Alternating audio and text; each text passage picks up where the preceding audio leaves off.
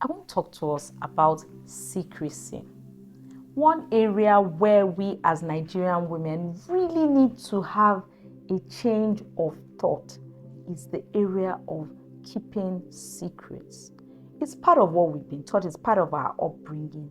As good girls, we are taught that you don't share your business with anybody. When I was younger, traditional marriages used to be done at home most of the time.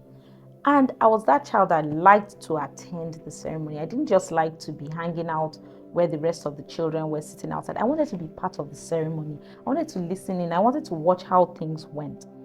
And I remember that one of the main things they used to hammer on was that you should not call a third party into your marriage. Don't tell anybody your business. Anything that is going on, keep it to yourself and your husband and God. Don't tell your parents. You can't be running home to tell your mommy and your daddy. You can't be telling anybody everything. And I think that got into the psyche of so many people that people are going through dark things, horrible things. People are suffering so much. And because of this unspoken oath of silence that you made, you're not sharing it with anybody. Many Nigerian ladies are going through unimaginable pain that they share nothing about, that they don't tell anybody, especially in their marriages, because that's the way we've been taught. But keeping secrets can be detrimental to you on so many fronts. Number one, it can be detrimental to your health.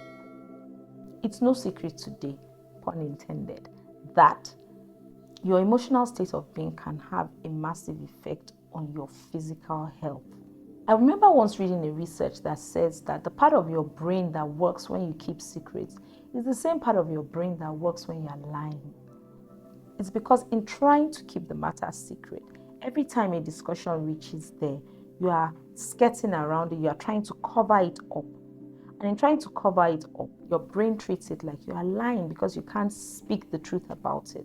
So covering up the lie is as bad as lying itself, and it has the same effect. And it said that people who keep secrets are prone to certain types of diseases, mental health issues like depression, psychosis, schizophrenia, and other health issues like ulcers, chest pain, headaches or migraines, palpitations, high blood pressure, gallstones, and other illnesses.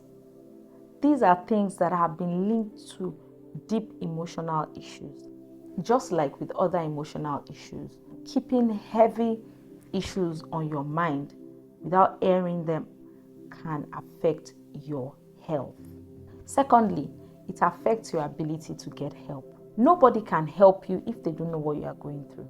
Sometimes the issue will eventually come to light, but by the time it comes to light, so much damage has been done that the situation is either irreversible or there are severe complications.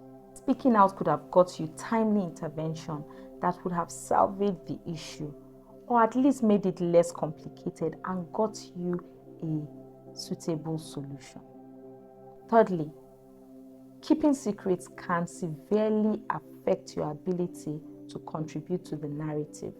I remember hearing the story of a woman who was undergoing severe physical abuse.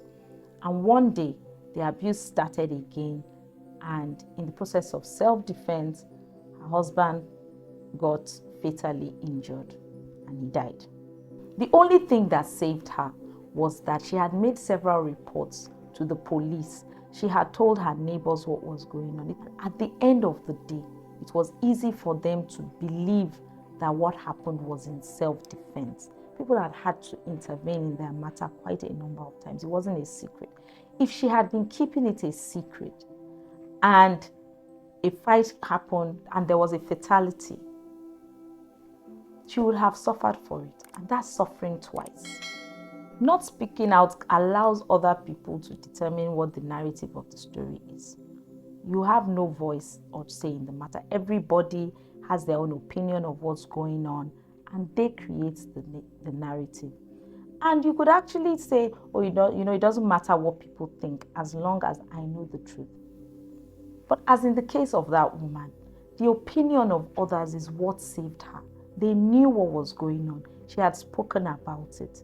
And so it was easy for them to defend her at the right time. If they had only been hearing about fights in the house, they know that there are always fights going on in this house, but nobody knows what's really going on and nobody is speaking about it. The next morning, everybody comes out smiling and moving on to their place of business, and they come back, and 3 days later, there is a fight again. Nobody really knows what's going on. They may have even said she's the one who was always abusing her husband or beating up her husband. But in this case, she was saved because at least she had spoken about it. Again, I'm not saying that you should go around telling everybody your business, but you should have a safe space where you can speak. At least have one person that you can trust. You can't say there's no one in the world that you can trust.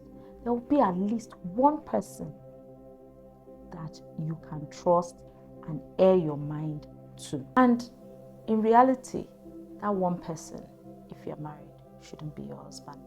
And the reason is this: romantic relationships becloud our judgment.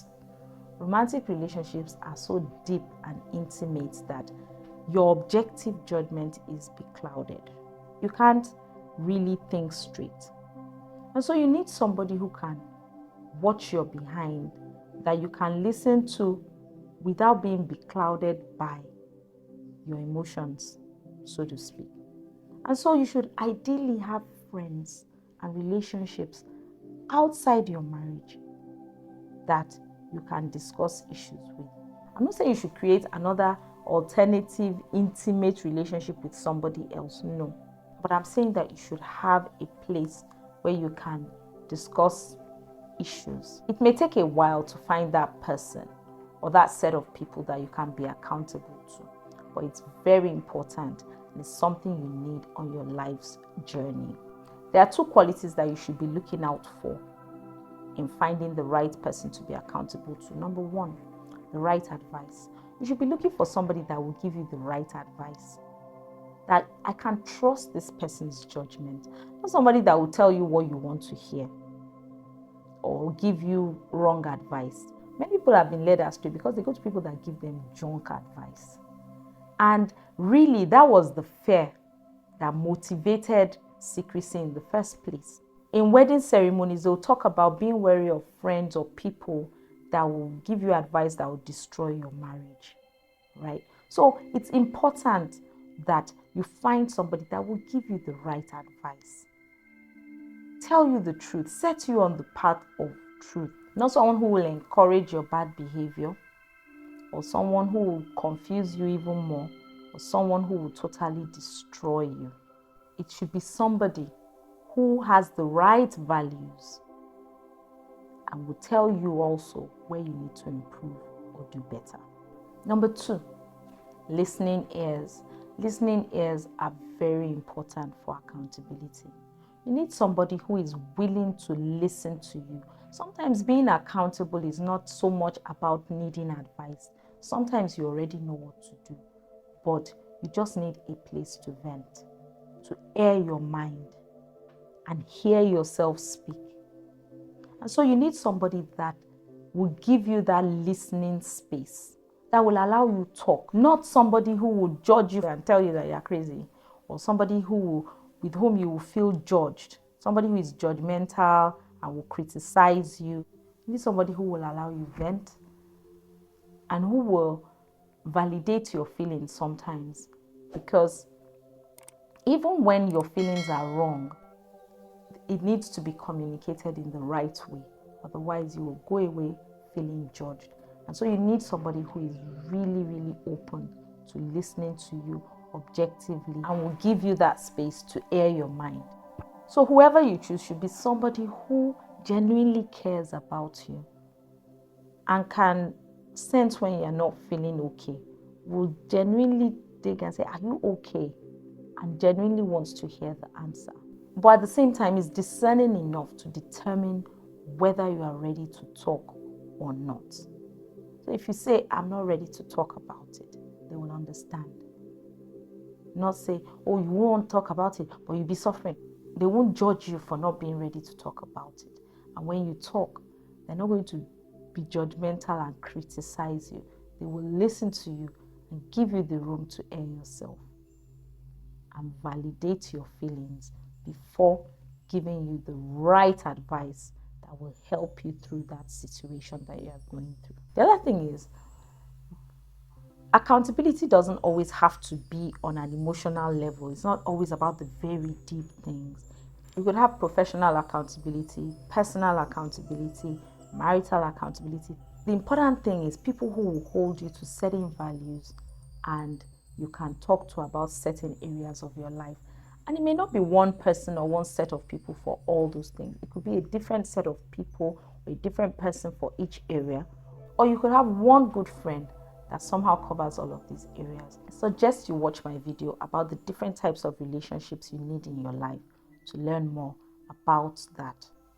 And watch my next video where I'll be sharing more accountability tips with you. Did you learn anything from this video? Share your thoughts in the comments. And don't forget to subscribe and turn on the notification bell so you never miss a video when I post. Cheerio!